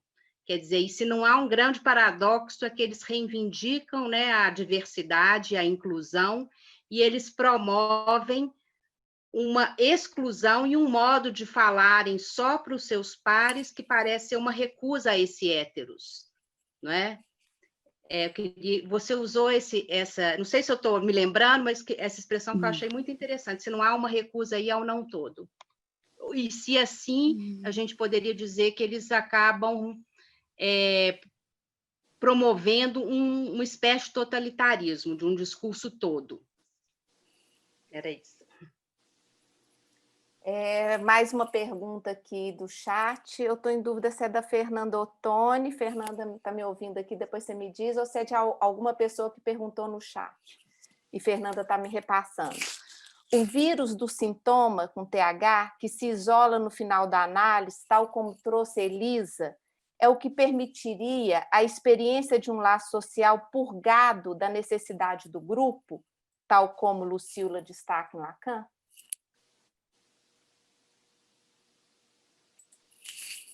Acho que mais uma aí, gente. Mais uma e a gente caminha aí para encerrando. Podemos pensar que os homens que buscam cada vez mais a análise na relação com o amor podem vir a consentir ao feminino pela construção de uma identidade por fora do falo?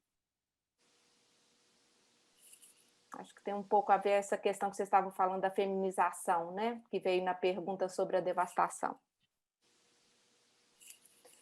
Então vamos recolher uma última pergunta, pode ser? De Henry Kaufmanner? Sim. Miguel, câmera de Henry, fazendo favor.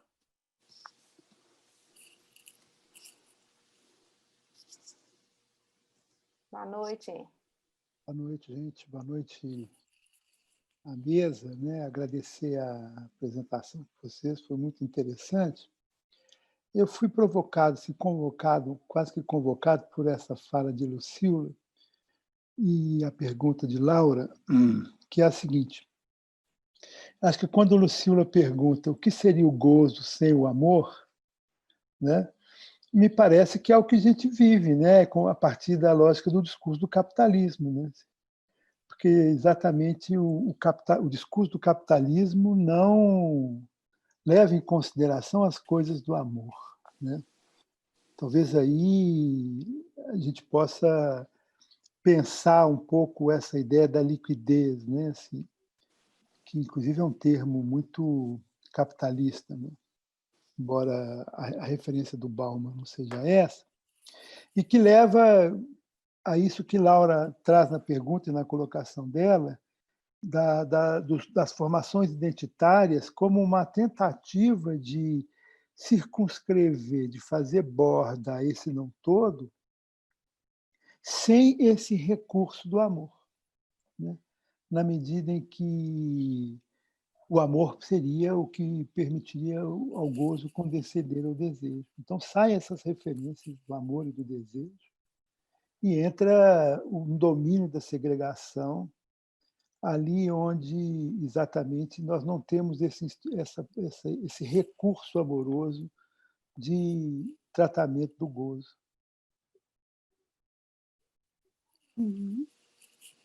Obrigada, Henry. Lucila e Elisa, para uma última rodada, então.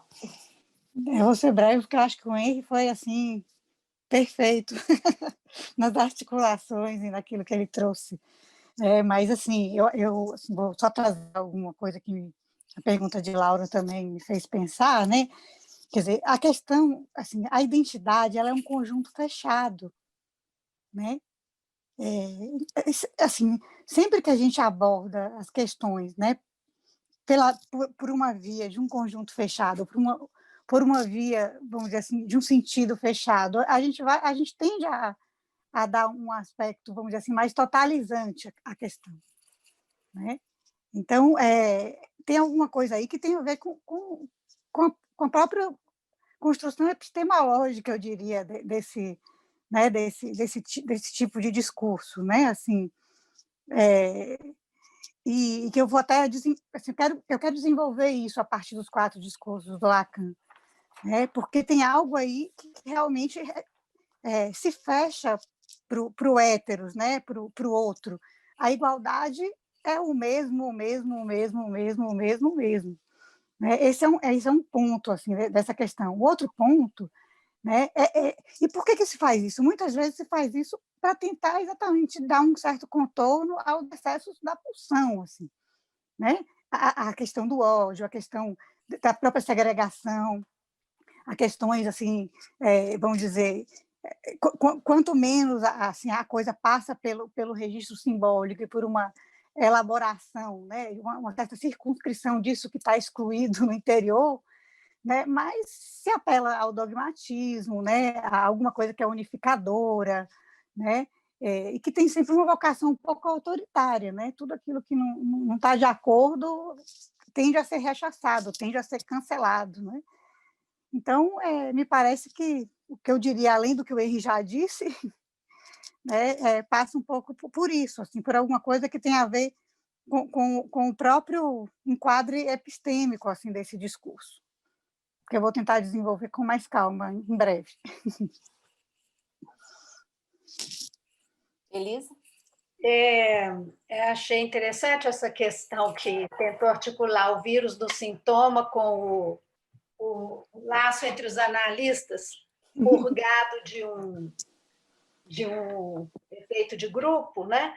Porque eu acho que quando a gente fala de vírus do sintoma, ou epidemia do discurso, ou quando Freud, chegando aos Estados Unidos, falou que estava levando a peste, né? Quer dizer, alguma coisa na transmissão da psicanálise se dá dessa forma aí, né? Dessa forma que não é pelos ideais ou pelas identificações, mas é por algo pequeno, algo ali da ordem da causa ali, né? Que se transmite ali de um sujeito ao outro, que a gente não sabe muito bem como se transmite, por isso precisamos da transferência. E aí entra o amor, né? A transferência é amor. E quando Lacan usa essa expressão que amar é dar o que não se tem, né? A Lucila já disse, né? O amor implica que há uma falta, né? E aí, se o amor permite ao gozo condescender ao desejo, é porque ele introduz aí a falta onde há um excesso, o excesso de gozo, né? O amor subtrai alguma coisa aí, introduz a falta e permite o desejo, né?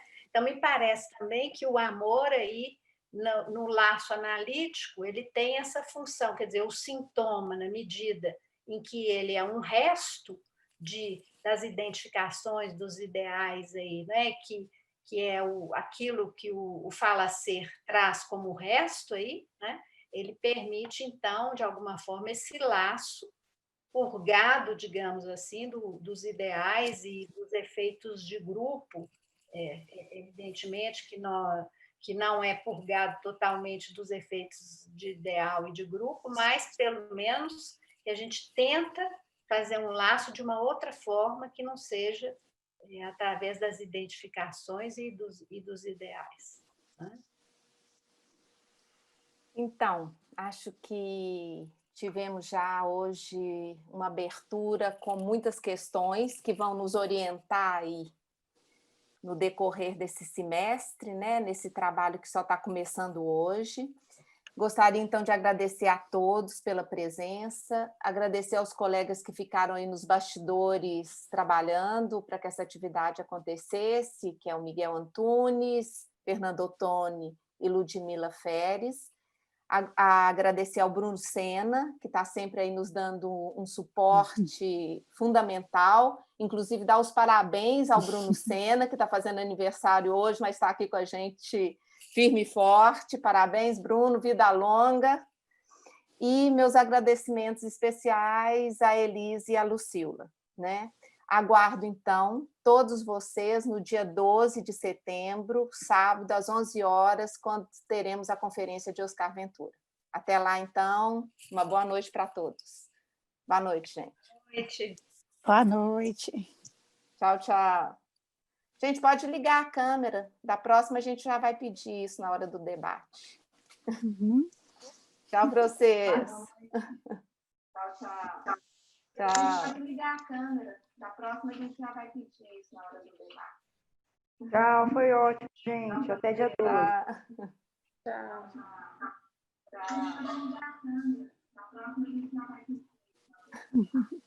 Isso é um eco, assim. Tchau, gente. Boa noite. Muito bom, gente. Parabéns. Muito bom.